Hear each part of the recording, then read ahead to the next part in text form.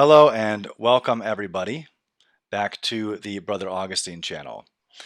Today I have a guest who I spoke to back when he was a catechumen about his conversion from Judaism to Orthodox Christianity, and we decided to wait until he was baptized to actually have the show. So I would like to welcome you, George, to the Brother Augustine channel. Thank you very much. Good to be here. I've met 5 or 6 Jewish converts. We are a rare but thankfully growing breed. So let's start at the beginning. Why don't you tell us a little bit about your childhood, growing up Jewish, how serious you were, and just kind of Sure, take it from there. sure. So again, thanks again for having me here. It's a great honor and a great Sure. blessing. Um, I think that I would first I'd start off by saying, I was born in California, and my mother died right after I was born, Hmm. and she was a Jew, and I would say that she was, from what by all accounts, she was a secular Jew. And as I was growing up throughout my childhood, I would go to the East Coast during the summertime for about a month and spend time with my grandparents. And they lived in one of these uh, during the summer. They lived in one of these places that was in upstate New York, and it was all retired Jews. And I mean, if you've ever seen the movie Dirty Dancing, it's like those places are real, Hmm. you know. And it was one of these kind of things where they would go to synagogue every Saturday, and because that was the thing to do on the calendar, and so I would go with them to synagogue and participate in the services and put on the yarmulke.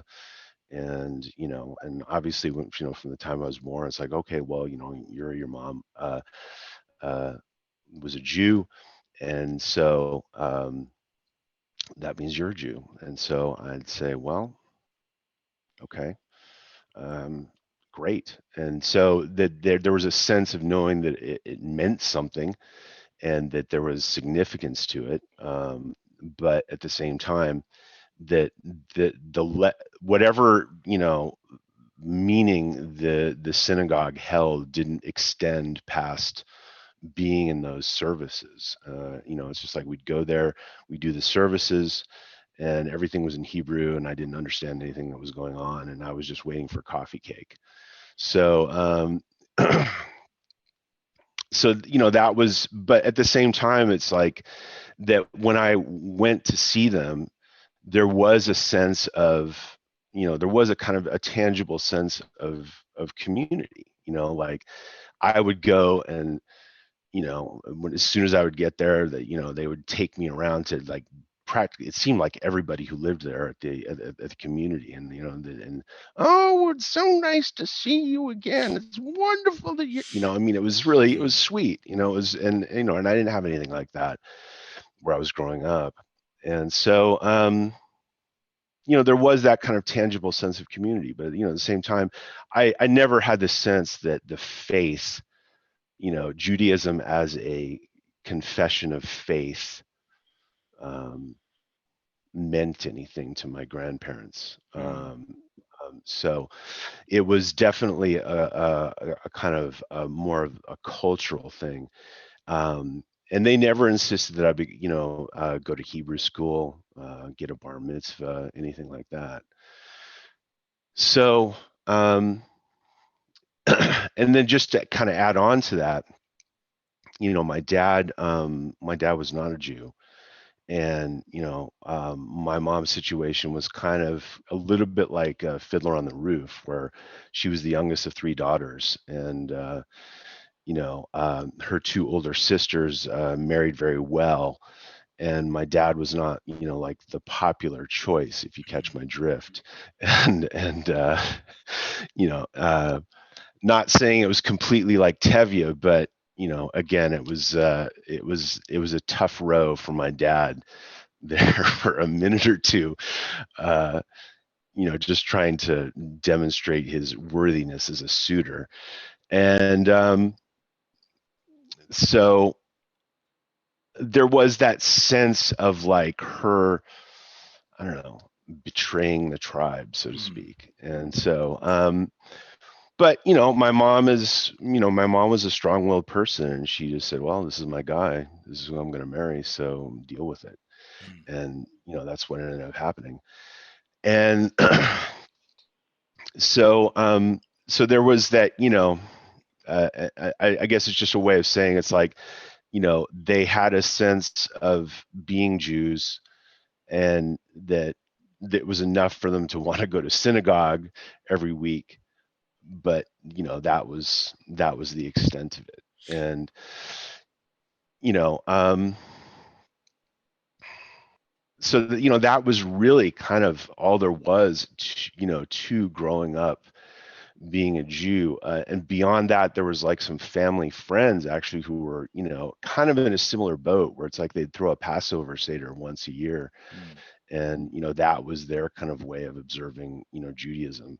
And their son, who's around my age, he would he went to Hebrew school and he got the bar mitzvah and so on. But again, I don't think that his confession of faith went much further than that either. So I think that that for me, the whole, just the kind of dissonance of like, well, this is something important, this is who you are, you're a Jew. And yet, and here, I'm being exposed to a community, rites of passage, religious ceremonies, in a sense that that there is some kind of cultural heritage there, but that none of it really belonged to me. Mm. And um So, can I interject with a question here? yeah, sure. So, you say your dad was not Jewish. What That's was right. he, and did he try to raise you in any other faith besides Judaism, or was it kind of just do whatever you want situation? Yeah, it was, and the short answer is it was do what you want. I mean, my dad was, I'm going to say he was functionally an atheist. Not that he went around quoting Nietzsche all the time or anything like that, but that he was, yeah, just functionally an atheist. That my dad's side of the family came from a sect called the Doukhobors. Hmm. And the Doukhobors emigrated from Russia in late 19th century. And their big claim to fame is that Tolstoy Mm. wrote a petition to the Tsar, uh, to release them from the country, because they were like 25th century people and they had these progressive ideas and blah blah blah. And so they were essentially kind of like, um, latter day Montanists or Anabaptists. And they're really very closely analogous to the Mennonites. And Okay. so they ended up going to Saskatchewan, which is where my grandfather was born. And then he eventually came to America and got his credentials, and just became an American, an upwardly mobile American citizen, and so, and raised his family there. So the thing is that they lived communally, and that even though they rebelled from the Orthodox Church, they still kind of, in their early in the early phases of their development in Canada, had a confession of faith about what being a Doukhobor was. And they obviously did cherry pick from the Doukhobor, from the Orthodox tradition. Mm. And but they threw the baby out with the bathwater. I mean, it was just kind of like, it was, no hymns, no icons, no, it was just, it was just a husk of its former self. But there were things that they do that you can tell that they got from Orthodoxy. And there is kind of, there are some people who've written out treatises on their whole theology, and it's basically a form of Arianism. Mm. And so by the time you get to my dad, that he doesn't, all of that stuff is just remote and just gone, and and none of it means anything. And so when we look back on our, on that part of our heritage, is just kind of like, oh, we're Doukhobors. Oh, okay, well, I guess they all just got together and burned their guns in opposition to the Tsar back in, 18, whatever it was. Hmm. Weren't we brave, So it's just, and that's like their other claim to fame, like, oh, the Tsar tried to conscript them, so and then they refused and they burned all their guns. Hmm. And that was like this act of dissonance and of pacifism. And so my dad likes to think of that as kind of like a big Duke of War moment, and they all do. And it's kind of like this moment. But he was functionally an atheist.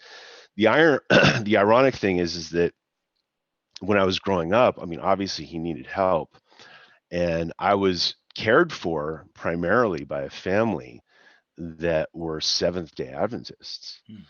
And my grandmother was just like, it doesn't matter as long as he has some religion in his life, Hmm. it'll be good.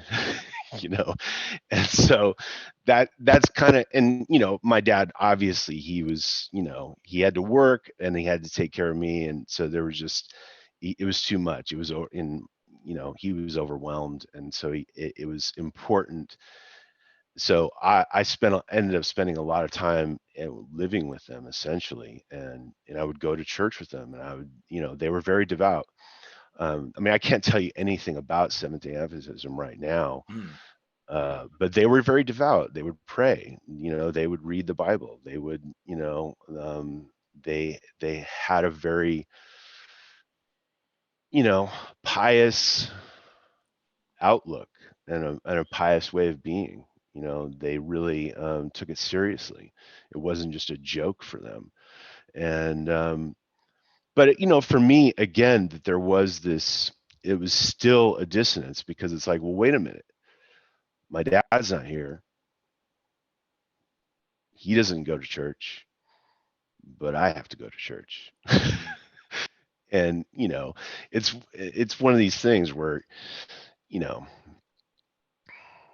I mean, I just, like, if your parents are there, then you feel invested, and Hmm. you feel, I mean, when I would go to synagogue with my grandparents, I mean, yeah, it's like, my grandparents were there. And so I did my best to stay awake and pay attention. So you But, got you going to synagogue with your grandparents, being raised yeah, by an atheist, going to church with another family, a Seventh Day Adventist. The only thing I know about them is what I learned from the movie Hacksaw Ridge, by the way. The main character is a Seventh Day Adventist. True story, too. I forgot the yeah. guy's name. So, how old are you at this time? I mean, this is like, between the ages of, early infancy up to, I don't know, age 10 or so. Okay, so do you So, have any thoughts about God at all, or are you just kind of going where you're put, starting to believe in it? Are you against it? Are you for it? Are you neutral? Like, what's your process like at this point in your life? yeah, I mean, at that point in my life, I'm not really sure what I thought, but leaning towards that, if God exists, then God is a mean God, Mm, because it's like, because for me, the big thing was that, well, my mom died. So yeah. if God exists, if God is really a loving God, like you're trying to tell me, then why would he allow my mom to die? It's like Yeah. that atheist meme. It's like, if God exists, why bad thing happened, or whatever it Hmm. is. Hmm. It's a tough question. It's a So tough question. it is. So but that was very real for me. I mean, I just felt like, well, look, if God's a loving God, why is my mom dead? I mean, this just seems like, you know, unreasonably cruel Yeah. and arbitrary. And so, and so that ultimately, I think, what became eventually, as I got into my teenage years and, started, getting smoking weed and listening to heavy metal and watching MTV and so on, that it was that my underlying kind of operating system was like, well, look, man, it's all just, whatever, you know, random things happen. You just deal with it and, you know, do the best you can and just make the most out of what you've got. And that's it, you know. Mm, And, um, you know, I mean, because I mean, what else are you gonna do? I mean, it's like you just and you know, this is one of the things I think that you know, I mean, I'm really grateful, you know, for the church for. I mean, it's like that in that paradigm, it's just kind of like you know, you just kind of cobble together this toolkit of just you know aphorisms and assumptions and you know um just you know whatever you just cobble together this like ad hoc you know Jenga tower of stuff just to try and cope mm, with things and you know and it just seems like kind of eternal wisdom that's self-evident and obvious to everybody like of course yeah of course you know this, you know these things are all just you know just a given and you know I mean but it's like my mom died right after I was born, and you know that all of these things, like yeah, I just suck it in and cope. mm. You know, like it's just obvious that that's what there is to do, and that there's. But the truth of the matter is, I mean, I spent a lot of the past, you know, several years just now coming to grips with all of that. Mm, You know, and so it's. I just think that you know the whole process of allowing my that you know allowing myself to grieve and to mourn um, was something that I think that because I had a memorial for her the past couple of years and 2 years ago, mm. it was my idea, and I was really glad that I did it because to me it's like I never got to like you know say goodbye to my mother. Yeah, You know, because it's like the loss, just because even though she died after I was born, it doesn't mean that I didn't feel the loss, of course. you know? So you're going through your adolescence now, trying to grapple with if God good, why bad thing happen, as I think many of us do. Getting Yeah. into smoking weed and heavy metal, which I have no experience with either of these things, just for the record, for anyone listening. I've heard about them once on the internet, though. And so, what is your next encounter with the idea of the spiritual? You say you're kind of collecting these little bits of what seems like Sure. timeless wisdom, like a smorgasbord or a buffet almost of spirituality. Is there a point where you have an encounter or a meeting with someone or you find some book or idea? Like, what is it that brings you to the level beyond that one, even if it's not fully orthodox yet? Or was it orthodox? Was there a kind of intermission period there or an Yeah, I exploratory think period? there was a couple things. I actually I when I was I struck up a friendship with the dude who was in the jazz band, and he was a guitar player and quite good actually. And you know, we listened to Mahavishnu Orchestra all the time. It was Mm, great. And he um, he got into this kind of you know strip mall evangelical Christian church. I mean, it literally was that. I mean, it was like mm, this it was this ugly, you know, block of of cement, and it was called Praise Chapel, and it was mm. just wretched. And you know, it was, you know, I mean, I don't know any other way of just saying that it was just kind of, you know, standard, you know, kind of evangelical, you know, stuff. Gotcha. And so he got into it, and you know, there was something about, you know, his kind of um, you know, his enthusiasm from it that just kind of somehow resonated for me. Yeah, so I decided to join him. There was something, you know, just that I don't know that spoke to me as at that time. You know, I think that you know I mean, for as long as I can remember, there were just so many kind of unanswered questions and yearnings and, things I couldn't really put my finger on. And I kind of felt like that at the time that this particular brand of Christianity was where I needed to go. Hmm. And, needless to say, it's,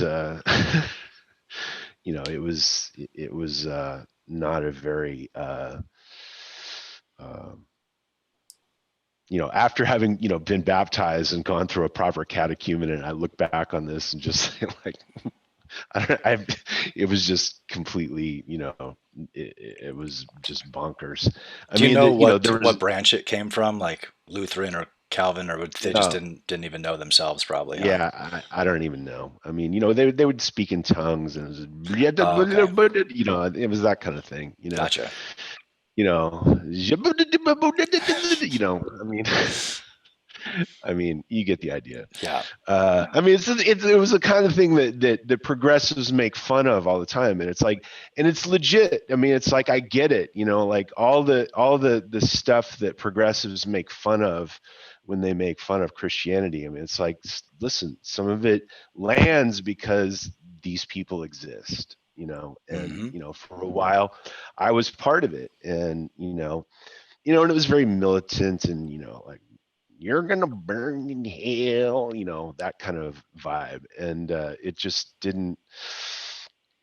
And so, at the time, I was like doing all this stuff around school, and I was like kind of Mr. Drummer dude and Mm. playing in all the bands. And I decided, no, I was just gonna forsake everything and just and just go full time for God. I just kind of, and my dad was completely like, my dad was the kind of guy that, it really took a lot for him to get heated, and he was not happy about this turn of events, to say the least, Mm. you know. And so, long story short, we ended up going to visit my aunt, my mom's sister, and I think my dad really kind of wanted her to kind of try and have a talk with me. And so she sat me down, and we had the talk. And at the time, and then she's, to her credit, she really kind of like started probing me and kind of asking a lot of questions. And and because there was no preparation, and that there was no real study or anything like that. I mean, I was totally just caught flat-footed, and I had no Mm. answers to anything. And Mm. it was all just this kind of like, well, I don't know. Oh, gosh, I don't have a good answer to that. And I just felt like a total, just felt like a total retard. And so, that the truth was, like, that's all it took for me to kind of want to just chuck that out the window. I Mm. was like, well, I guess that was a waste. And Now so, I gotta ask, did you tell your grandparents you started going to Praise Chapel? The ones that have brought you to I think synagogue? that, well, yeah, I think that they kind of heard through the grapevine, because again, you have to Mm. understand, it was like, I would only see them, like, my dad was on the West Coast, they were on the East Coast, and that I'd only see them for like a window of time during Mm. the year. And but I'm sure that they got the word, because it's like, I was very kind of, for the time that I was involved, and it was, maybe a half year at most, that, I was, militant about it. And so I'm sure they got word about it, and I'm sure they weren't not happy at all. They didn't say And anything to you, though. not that I recall. They left it to Not your that I aunt. recall. Usually it's a come to Jesus moment. For you, it was a get away from Jesus moment. I understand. I've had the same talk. Yeah, exactly. So, um, so yeah, it was, but yeah, so my aunt, she really kind of like, you know um had the talk with me. And and again, it's like, I didn't I was I had no preparation. I had nothing, no apologetics, nothing to draw on. There was Mm. no, I mean, there was just nothing there for me to grab onto. So that ended up being a bust. So I think the other, and because your original question had to do with kind of like, okay, what were the, what were your, other pathways of spirituality and so on.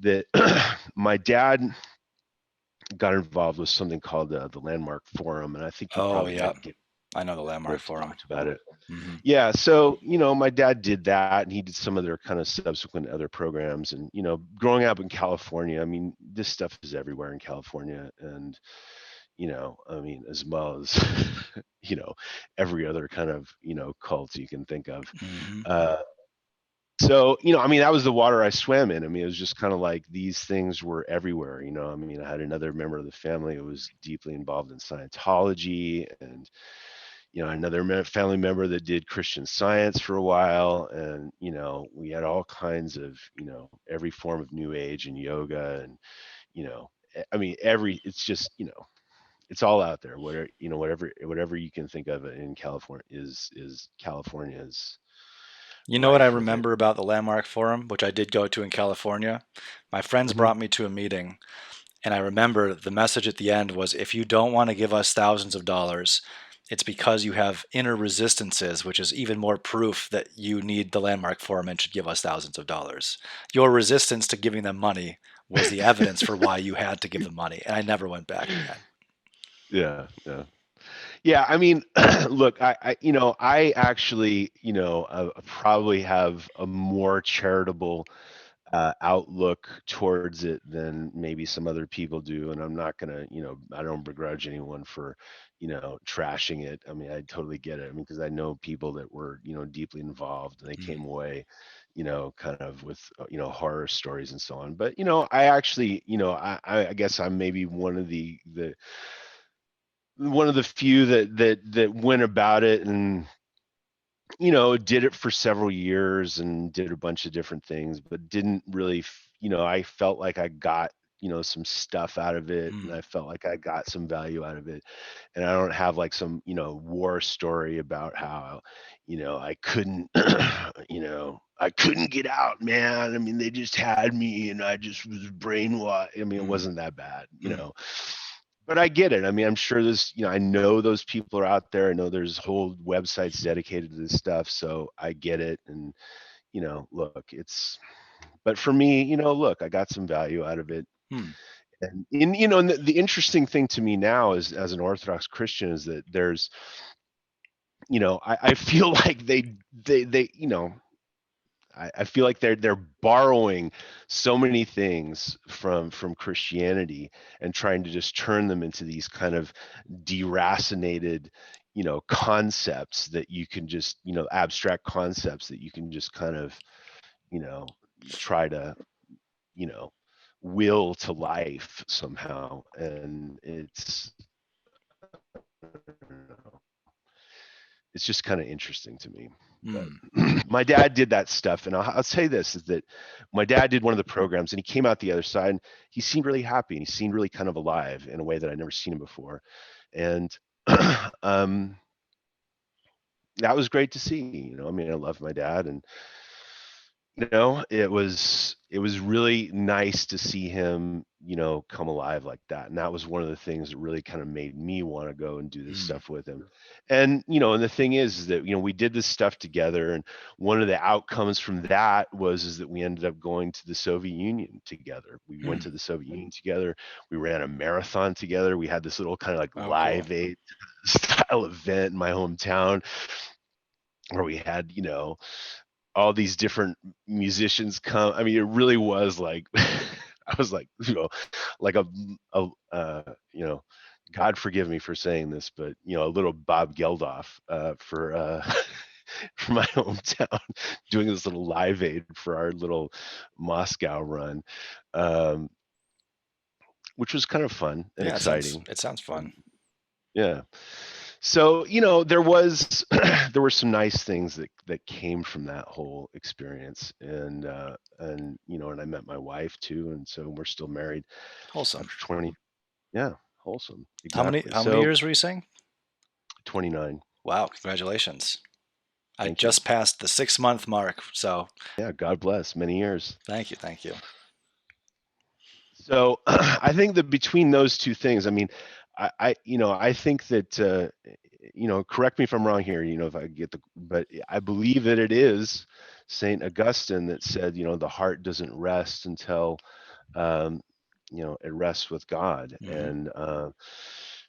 and uh, no argument. I mean, I kind of feel like that my quest towards orthodoxy began early on, and it's just been a circuitous path, but by God's grace, Yeah. So here I how am. so how did you first hear about Orthodoxy, or was it when your dad had come from this tribe that rejected it that you heard about it and circled back later, or did you really just discover it later on in life? Yeah, I mean, I have to. Um, it's funny because I went to I was in Moscow all these years ago with my dad in Red Square, standing in front of St. Basil's Cathedral. And even at the time, it's like it didn't even like register to me, like, oh, this is an Orthodox Mm, church. It's not a Roman Catholic church. It's like it never even, wasn't even in my frame of reference. And, this stuff didn't even sink in. I mean, I think that like probably other people that have taken the God pill, so to speak, that I went through a kind of libertarian phase over the past from say like I don't know 2012 to 20 you know 16 or so, that were I I really kind of felt like that there was going to be salvation, like all I need to do is refine my ideology, mm, and that that was where I was gonna, it was all gonna come together for me. And and I think that it was during that time that toward the end there, just like that, when it really became apparent to me that libertarianism was just kind of just too was too disorganized and in too much disarray, and that this was not something that built civilization, mm. and that's when I started, you know I I'm perfectly willing to give credit where credit is due. I mean, I started getting turned on to Jordan Peterson and Jonathan Pajot, and yeah, just Jay Dyer, and Michael Witkoff, and Oh, that sounds terrible. and I've so heard that's nothing when but I bad first, things about that guy. yeah, it's horrible. And so this is, and so, and I just I have to say that it's hearing things like transcendental argumentation, for me, it was something I needed to hear. I know Mm, that that's not going to be for everybody. I mean, I get it. Like not everybody is going to be convinced by transcendental arguments. And but for me, I always just kind of assumed that it was all just that the four horsemen had kind of like defeated every theistic argument out there, and that the theists were just kind of like thrashing in the breeze after being trounced and mm, having their worldview destroyed by Christopher Hitchens and Sam Harris and Richard Dawkins, and I mean, that's what I thought. And then it was so, and to hear someone like Jay go toe to toe with somebody against, who's arguing for Darwinism. And it was just like, oh, okay. are you talking about the JF debate? Oh, I'm talking about all of his Oh, okay, debates. gotcha, gotcha. I mean, he's taken on, every different flavor at this Yeah, point. yeah, But, the JF debate was funny. yeah. Um, I'll bite my tongue um, on JF because I'm working on not slandering people. And my priests, okay. I have to do 20 prostrations for everyone I speak ill of throughout the day, and I really don't feel like doing that tonight. So I will bite my tongue. All right. Well, we'll just skip over that. But and or not just, and so that these kinds of things were really helpful to me towards kind of figuring out where I wanted to go. And it was kind of like when I looked out in the landscape, I mean, it's like I kind of thought like, well, I'll give Judaism another try. Mm. I'm gonna look, Roman Catholic, because like Protestantism non-starter, Islam non-starter, the occult a non-starter. So that left Judaism, Roman Catholicism, and Orthodoxy. Mm. And Roman Catholicism was basically a non-starter for me too, because it's just kind of like, you know, I mean, I mean, I know that we don't even need to get into too much detail, but I mean, I went to one trad mass Mm. just to kind of satisfy my curiosity, and you know uh That's I all was it just took, like, huh? I'll just say this. I mean, this so my wife and I, we went for our anniversary when we went to Europe. It was my first time going there, and we went to France and Italy. Wait, I We thought you went said you to went to Russia with your dad. oh, that was much further back. Okay, gotcha, gotcha. Yeah, that was further back in time. But so we went to France and Italy, and when we went to Italy, we went to Florence and Rome. Mm. And so, of course, when in Rome, so we gotta go to the Vatican. And I'll never forget, just like there's this road that goes right up into St. Peter's Square, and there was a McDonald's, and there was, and I could see that the M juxtaposed against the Oh no. what is it, the cupola, what's the dome of Oh, the I don't remember what cathedral. it's called. Yeah, That's yeah. But horrible, though. anyway, I know, but I took the picture just because it did kind of symbolize what the whole, just the commercialization of the whole thing. I mean, it did kind of feel like Disneyland or Yeah. something. I didn't feel like I was in a sacred place. I Mm. mean, it's like you don't see that stuff on Mount Athos. Mm-mm. you know, you don't see that stuff No. around, like any, No, they only have it's Burger King on Mount Athos. No McDonald's anywhere. yeah, right.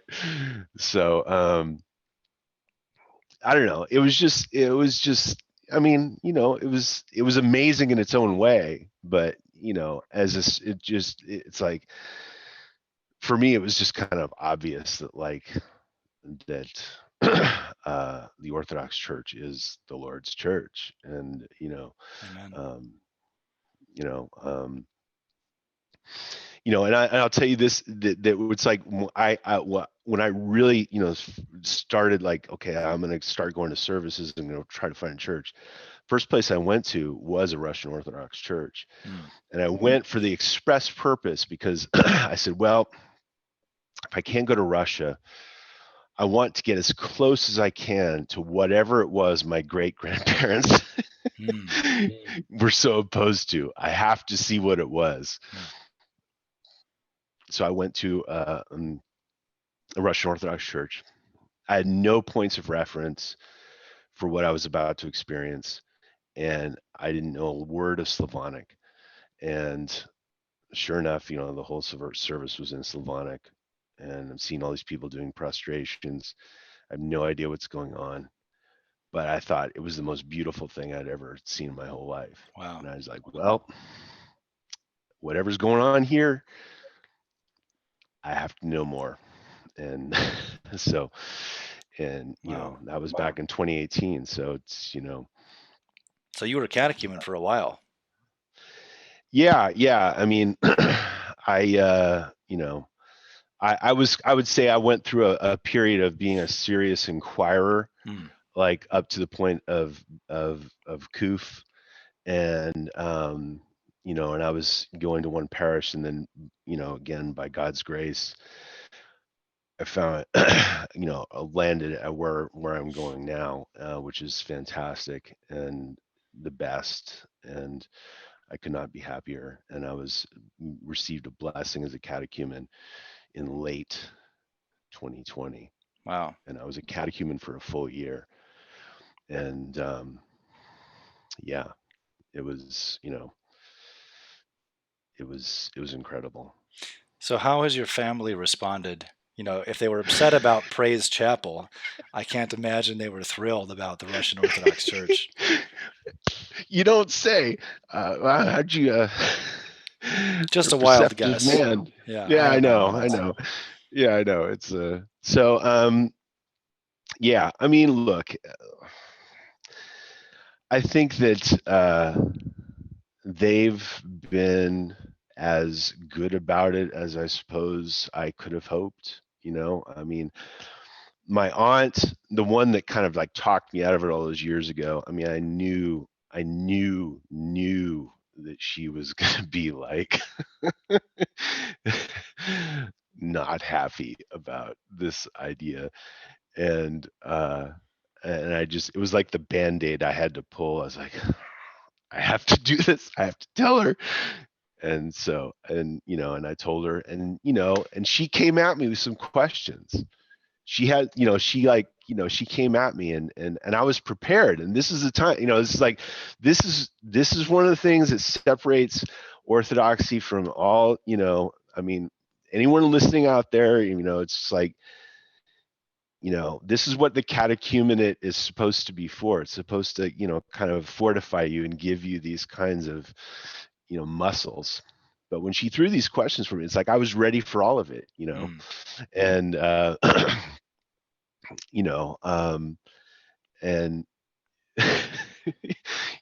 she's like, well, when is, what is this divine conception and resurrection? You don't believe in all these miracles, do you? And I said, well, yes, I do. Well, but you're a Jew. Why don't you go for Judaism? I was like, well, you realize, of course, that if I were to accept Judaism, I'm accepting at minimum the first 5 books of the Old Testament. Mm. At minimum, maybe some more, but at least those. If I accept those, we're talking, parting of the Red Sea, Yeah, the walls of Jericho coming down, yeah. you know, there's plenty of divine miracles in the Old Testament too. So, you can look at the Old Testament, New Testament and say, wow, there's too many divine miracles there. I can't accept those. But what about the divine miracles of the Old Testament? There's plenty. Oh, well, I don't believe in those either. That's what it comes down to. I forgot which church father it was, but I just put up my video, Christ and the Minor Prophets, on the book of the prophet Jonah before the Mhm. Habakkuk one. And one of the fathers had been excoriating his audience. They were saying, oh, we don't believe, in the resurrection and all this. People that were kind of on the fence about believing in the Christian dogmas. He said, wait a second, but you guys believe that this guy was in the belly of a whale for 3 days and then came out fine. So you already believe in miracles if you believe in your own books. What's so hard about a resurrection if the belly of a fish for 3 days is something you accept? So this is a very ancient dynamic you're talking about here. I just thought that was the funniest thing in the world. I just, you know, uh, The mask came but off. Didn't really believe it either. yeah. But look, they've been as good about it as I think I probably could have hoped. I mean, I Mm. certainly don't think that my dad is, particularly thrilled about it, but it's the way it goes. Well, great. It is what it is. Yeah. That's great. I'm just Yeah. always so thrilled to find more Jewish converts, and I don't know if you've seen. I've been on Twitter for a couple months, probably a terrible mistake in retrospect, but I have Jews arguing with me all the time now and telling me I have to go back, that I'm always going to be part of their crew, or that I've apostatized and I'm condemned now, all kinds of stuff. And I'm just so thrilled to find that other people are finding the church and the fulfillment of our ancestors, of what they believed. Yeah. I mean, look, I feel, in my particular parish, one of the women there, her late husband was a Jew, Hmm. and he became an Orthodox priest, Oh, wow. and he was born to parents who were communists. Hmm. Wow. So he was a true red diaper Yeah. baby, Yeah. right? And he became an Orthodox priest. Thank God. I know. And to me, it's like, you know, if any atheist was ever say, "Oh, prove that God exists," there it is, right there. Yeah. I mean, I can point to myself, but it's like you want to see right there. The Jew who is a red diaper baby who becomes an Orthodox priest. I mean, that's like Lazarus from the dead kind of Mm. stuff in Yeah. my book. You know, Yeah. and it's like, there you go. You want proof of Christ's existence? Voila. And so you know and my priest is also a Jew, and Oh, so really? listen, yeah, Wow. I guess there are more out there than are being open about it in public. yeah. So I mean, it's I mean, these are things that were, I mean, there are, these things were things that were like reassuring to me, and as well as you. I mean, just hearing about about your story and your journey, these things all kind of strengthened me, and gave me, these were all, I think, things that God had presented, that to kind of help me on my own path. And this is one of the reasons I wanted to come onto your channel, just so yes, I hope we can bring some of our other brothers and sisters I hope so. And that's why I into, do this, I yeah, feel like you're saying, when people hear other people's stories, that yeah, makes them more interested. I'll give you an example. I know a couple people. This is a crazy story. I'm trying to get one of them to come on the show, even though it'll probably be extremely controversial, even in the right wing trad Orthodox world. I know two people that are Orthodox Christians that are homosexuals living in celibacy now, that are post op because they became transgenders for a while mm, and then repented of all of that and decided to live back as their correct gender in celibacy. And I feel like if people knew these kinds of stories were out there, these people dealing with gender dysphoria, having their lives and their bodies mutilated, their minds destroyed, their souls destroyed, if they could hear stories like this of the repentance and the healing, I mean, I think that could just be a fantastic thing. I don't know if I can get one of them on the show, but I am trying, because that is just the wildest story that I've heard, the wildest conversion story that I've heard. And think how many wow, people could realize, wait a second, maybe the answer is not cutting my genitals off. Maybe it's going to this church instead, It's cheaper and it yeah, feels better too, on top of being the correct thing to do, I'm sure. yeah, So this isn't quite as, a Jewish conversion is not quite as extreme perhaps, but in some ways maybe it is. In some ways maybe it is. Because I see yeah, some of the people I'm fighting with on Twitter, and it might be harder for some of them to convert than some of these people with gender dysphoria, frankly. yeah, yeah, yeah. I mean, yeah, I mean, I obviously, I feel like the spirit, unfortunately, the kind of antichrist spirit among the Jews is as strong now as it was back in Christ's time, It's the which same is thing. I was just yeah, saying I to mean, my wife it's today, the world we live in may as well be first century Israel. We're under foreign yeah, occupation in a place where the rich get richer, steal the money and resources from the poor. All these peasants had to sell their farms and fisheries to the Romans and their Jewish client kings, and then ended up as employees on their own farms that they'd owned the day before. It was like the ancient version of Monsanto, basically.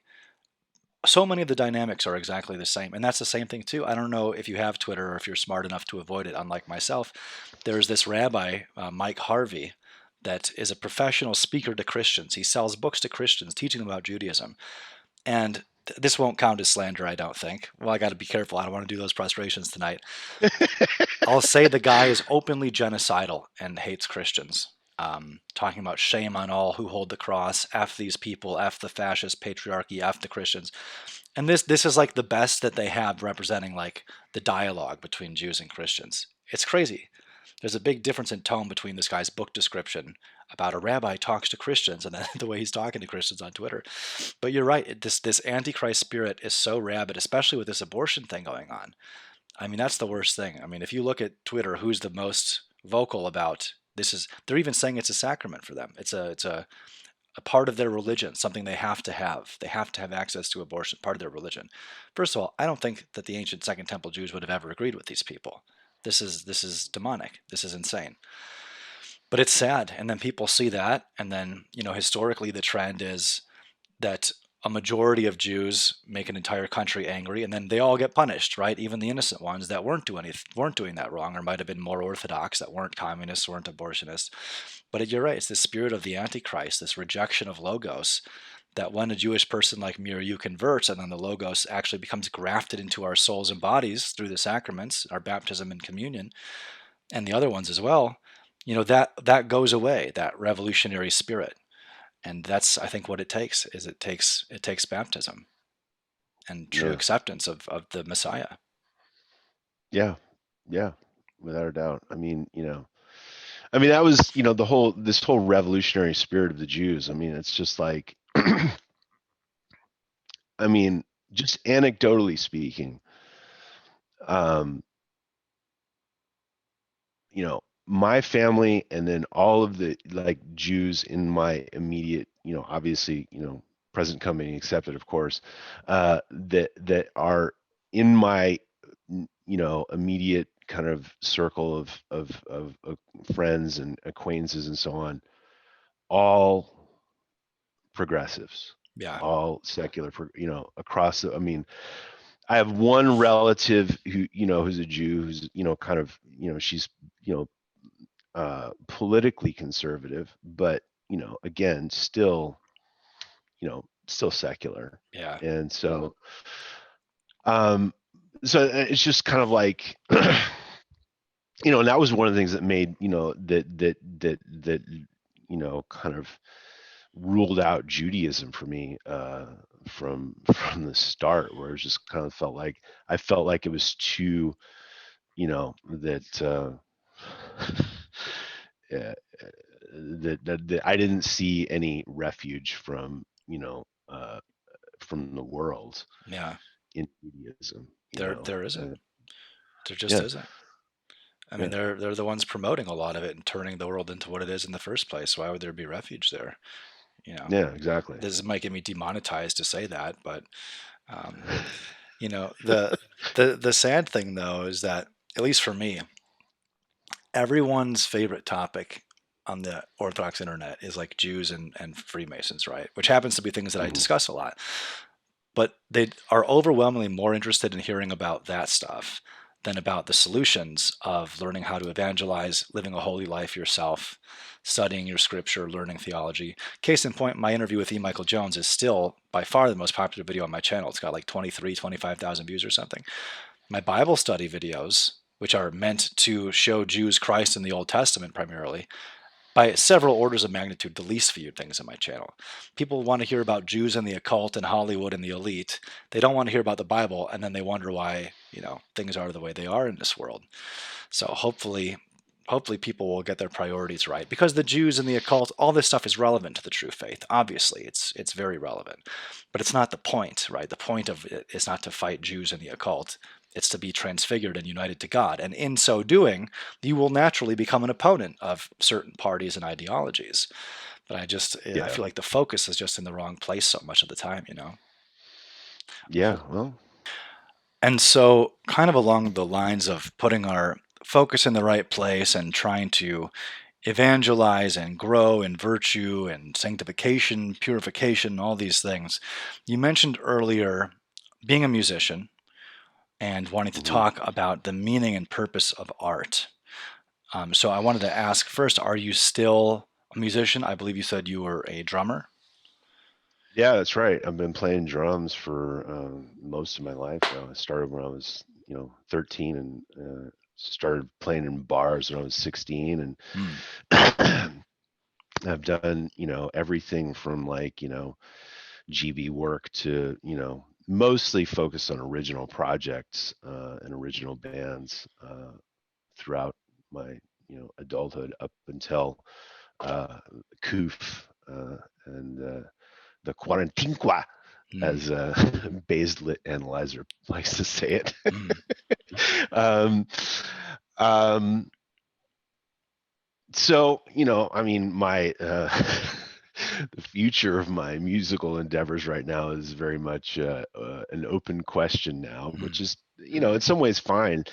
But I've been playing all these years up until the Koof hammer dropped. Um, and so, and it was something that I put a lot of eggs into that basket, so to speak. A lot of eggs of meaning, a lot of eggs of of identity, and a sense of self-worth and purpose and all this kind of stuff. And um, and I remember, during Lent when I was a catechumen, I intentionally just said, you know what, I'm gonna fast from playing the drums in addition to, mm, the actual, fast of, food and so on, last year. And that was one of the first times I'd done where intentionally just kind of like, just forsworn, you know, any any playing. And that was good. It was healthy. It was good for me to kind of like put it in its proper place, mm, and to kind of stop like trying to make an idol out of, you know, being a musician, being an artist, and mm. stop, worshiping, kind of, because at the end of the day, and it's like, I just have to ask, this is a little bit of a non sequitur, but I just have to ask this. Sure. Mike Portnoy or Mike Mangini? Portnoy. Really? Yeah. You know what sucks? I bought $200 tickets to see Dream Theater, and then they sent it to my old address in another state and refused to refund my money. Oh man. I know. I'm still hurting from it. But then a couple weeks later, I got to see The Sword for like $25, which kind of made me feel a little bit better. All right. Well, anyway, but yeah, I mean, I think that, as much as I love hearing, someone like Vinny Colaiuta play the drums, I mean, it's just kind of like that you do have to kind of like, you know, Actually, I got to give it. Hold on. make, I got to alter my yeah, answer because you gave me a yeah. false dilemma, Mangini or Portnoy. If we're going for like best all time, Bobby Jarzenbeck. Okay. No one knows who he is, but I've never heard anyone play with the level of technical perfection that he plays with. He plays with a band called Spastic Inc., and he was also Halford's drummer when Rob was in his solo band. Oh, okay. All And right. his All right. brother, All his right. brother is equally a prodigy at guitar. But that's neither here nor there. All right. But, I mean, as much as I love hearing, any, I mean, Phil, any one of these great musicians. I mean, I'm sure that, we're very much alike. I like to hear virtuoso musicians. I Mm, like to hear, guys that can play. I always thought of that, that's like a really a virtue. I mean, that there is some that I mean, that's why we always like, a guitar hero, a drum hero. I mean, it's like we use these kind of words mm, when we're talking about, these musicians, and I mean, I went and saw Herbie Hancock, play live, and it was just with Vinny Colaiuta on the drums. It was outrageous, outrageous. Love that stuff. And that when you hear, but at the same time, I mean, to get to that place, I mean, you're talking about putting 8 hours a day behind the kit for years and years at a time. I mean, it mm, is its own kind of secular asceticism, I mm, think. I mean, because the guys who really get to that level of being like, the serious, a Mike Mangini, I mean, that guy did not just get there, overnight. I mean, mm, that was, we're talking, well over 10,000 hours behind the kit. in order to get to that level of proficiency. And and I think that that's where, that perhaps, and it's just kind of tough, because it's like, I admire these people, but at the same time, I mean, looking at it now through Christian eyes, so you can kind of see that there's a certain, idolatry that you do, that you could potentially fall prey to, Well, for in me, I think terms it's of, about what you do with it. You can be a yeah, right, virtuoso musician for your own glory. And I'll use example of yeah, Steve Vai, who I think is kind of the archetype of like mindless self-indulgence. When I see hmm him play, especially his latest thing. I don't know. Did you see this like three-necked guitar that he just invented for himself? He's no, got this but video that of him sounds like playing something it. you do. It's Yeah, like Michelangelo Battio, like playing the four-necked guitar. Like, right. why are you like okay, but why? Right? What is the point of this? But like, I just this kind of sounds like what Terry Bozzio's rig, right? I mean, you've seen Terry's rig No, I haven't where seen he's it. got like, yeah, I mean, he's got like about 100 drums. I mean, it's just like it's I ridiculous. mean, you But could go in yeah, that direction with it, right? Or you could use your yeah, music to worship Satan, as lots of metal bands do, right? You could yeah, spend all that time dialing in your tone and rhythm and end up in the band Ghost, which I can't listen to because all the music's openly evil. They're obviously good at yeah, their right. instruments. But then there's guys like Michael Sweet from Stryper, who's been married for his whole career, who's in another hmm band now where he's actually, I think, playing guitar and not singing in addition to his solo career. There's Theocracy that I think is a great band, Demon Hunter. A lot of their stuff's angry, but a lot of it is, at least the foundation of it, is Christian too, right? Especially the album Peace Right. that came out with the album War. So I think as long as you're aiming in the right direction with your practicing, like what the point of it is, I don't see Yeah, that as necessarily bad. I mean, I think it's even a good yeah, thing. But if you're just doing it to yeah. glorify yourself and become Steve Vai, oh, am I going to have to do prostrations now? I don't think so. I'm not slandering. I'm not slandering, right? If you Yeah, watch the three-neck guitar thing, I forgot what it's called, but you'll see immediately what I'm talking about. yeah, yeah. And I just that um, and I think that when I was growing up, that it was just something that I mean, I was drawn to, people like Carlos Santana. I mean, Mm, John McLaughlin. I mean, look at John McLaughlin and how they went off with that the Sri Chinmoy, and just that they're the all of the the people, Jimi Hendrix, um, that Sun Ra. I mean, Sun Ra especially. I mean, these people are all on a spiritual trip, yeah. and that I was kind of intuitively drawn to that, and that I kind of that there was the sense of that you were taking people to a higher place in their consciousness, and Mm. all the hippies would talk about this kind of stuff. I mean, this is just kind of, I mean, one of the books my dad sent me recently was John Densmore's kind of little memoir, and his whole book is all about this, and and it's very just this whole kind of raising the consciousness and so on, and you'd like to think that that's I mean, it's a nice idea that makes you feel good inside. It's a way of validating what you're doing. Like, hell, we're bringing people together. We're one world, man. And, it's all going to be awesome, and we're all just going to smoke weed and you know dance together and whatever. But it's obviously it's a naive Mm. notion, and so it's. So I think that I mean, look, it's one of the things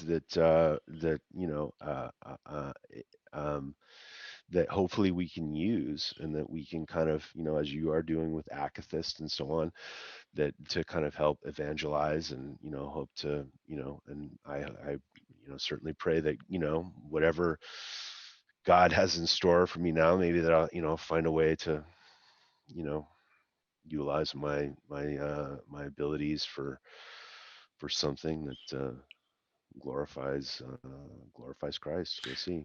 Well, So, there's certainly room for it. I mean, there's a lot of Orthodox musicians, like rock and roll musicians. Uh, John Yelland, the singer for Judicator, is Orthodox. mhm. Their last album was all about Justinian and his emperor Belisarius. Phenomenal singer. Justin Marler I've been trying to get on the phone with for 3 weeks. He's supposed to call me and answer my Oh, voicemail. wow. He texted me the other day. He's like, "Hey, can we get a call this week?" And I didn't want to be rude to be like, "Dude, I already left you two voicemails." He was like, "Sure, that sounds good, man." He went off to be a monk for 8 years, and now he's Yeah, back to yeah. being in the world. But he's a musician. He's not doing sleep anymore, obviously, or like Yeah, stoner sure. metal. I think he's Right. doing more like softer stuff in Texas.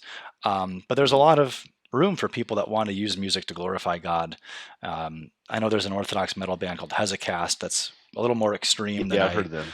than I usually listen to, the black metal They don't stuff. sound like Hesychasts.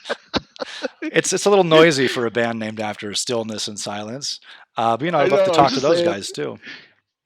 I was like, I don't know. This doesn't sound like hesychasm to me. Well, you know what? You'd be shocked, I think, by how many Orthodox words are already taken as band names. I mean, when me and Nick were coming up with Akathis, we went through days, I think, of just going back and forth with words that, like narthex taken, for example. Like every Orthodox word we could think of was taken.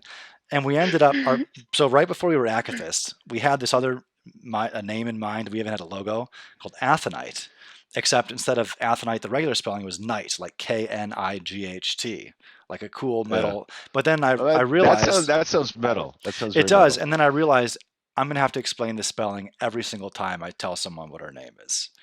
And that's just horrible branding.